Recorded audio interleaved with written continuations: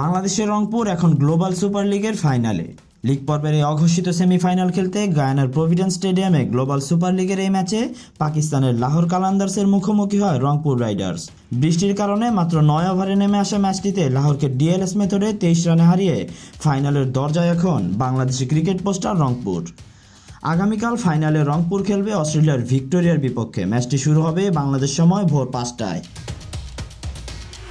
রংপুরের ফাইনালে ওঠার ম্যাচটিতে ম্যান অব দ্য ম্যাচ হন স্টিফেন টেইলর। তবে কিপটে বোলিংটা করেছেন মাহিদি হাসান। 9 ওভারে 111 রানের লক্ষ্যে ব্যাট করতে নামা কালান্দার্সের প্রথম 3টি উইকেট যায় মাহিদির করা প্রথম ওভারে। তৃতীয় বলে লুক ওয়েলসের শট মেহেদির হাতে লেগে স্টাম্পে আঘাত হানে, ফলে রান আউট হন অ্যাডাম রসিংটন। পরের বলে ওয়েলসকে স্টাম্প করে দেন কাপ্তান নুরুল হাসান। সেখানেই শেষ নয়, মাহিদির পঞ্চম বলে ডাক মেরে ডাগ আউটের পথ ধরেন মোহাম্মদ ফাইজান। টানা 3 উইকেট হারিয়ে শুরুতেই কালান্দার শিবির পিছিয়ে পড়ে। মাহিদির ইনিংসের তৃতীয় ওভারে এবং নিজের দ্বিতীয় ওভার করতে এসে মোহাম্মদ আখলাককে শিকার করে মাহিদি। 13 রানে 4 উইকেট হারানো কালান্দার্স আর ম্যাচটিতে ঘুরে দাঁড়াতে পারেনি। মাহিদি তার 2 ওভারের কোটা শেষ করে 11 রানে 3 উইকেট নিয়ে।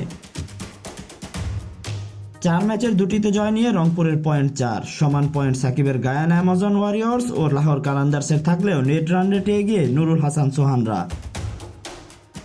রংপুর কি পারবে অস্ট্রেলিয়ার ভিক্টোরিয়াকে হারিয়ে বিশ্ব ক্রিকেটের এই ফাইনাল মঞ্চের ট্রফি নিজেদের করে নিতে?